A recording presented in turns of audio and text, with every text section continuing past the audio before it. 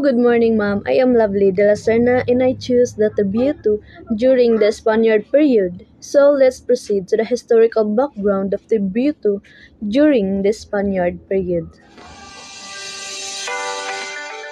The tributo or tribute system was a cornerstone of Spanish colonial rule in the Americas and the Philippines, serving both economic and political purposes. So, in origins and purpose. First is the justification. The Spanish cited pre-colonial practices where indigenous communities paid tribute to local rulers or ticles, or they called ticles. They argued that the tribute was a just recognition of Spanish sovereignty and Christian salvation. So the second is economic exploitation. Tributo became the primary tax exposed in indigenous and later mixed race or casta population. It funded colonial administration and church activities while enriching encomenderos or Spanish grant holders. So in implementation in the Philippines, first is the Encomienda system. Introduced in 1565, the Encomienda granted Spanish settlers control over indigenous communities, requiring them to collect tribute in crops, gold, or labor, and enforce Christian conversion. Second is rule of the church. Missionaries justified tribute as a spiritual debt, or for salvation.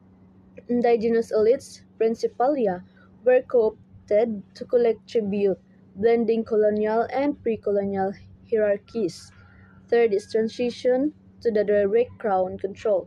By the late 17th century, the crown pays out encomiendas due to corruption, replacing them with provincial governors who collected tribute directly. So forms of tributo.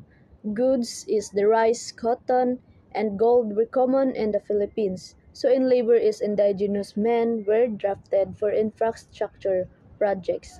And the example of this is building churches, roads. Later cash payments replaced goods, integrating indigenous population into the colonial economy. Resistance and reforms. Abuses is the sexual exploitation, forced labor and violent enforcement spark revolts, and the example of this is the 17th century uprisings in Luzon.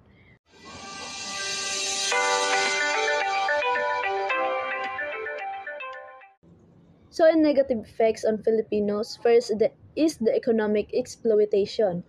The tributo or 8 reales sanctorum or 3 reales for church projects and donativo for military campaigns drain resources from Filipinos, forcing many into debt or labor to meet obligations.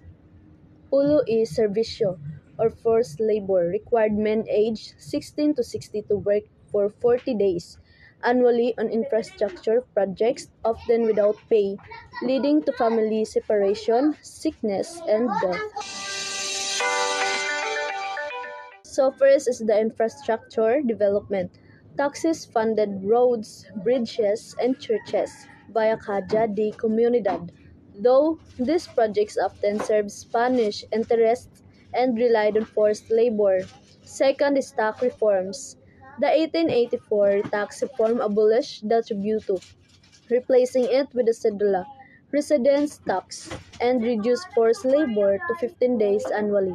So, taxation in the Philippines, from the Spanish colonial tributo to modern systems, reflects both continuity and reform. Historically, taxes like the cedula and forced labor, pulo y servicio, funded colonial control and deepened inequality, while today's progressive frameworks such as the Train Law prioritize equity by scaling contributions based on income.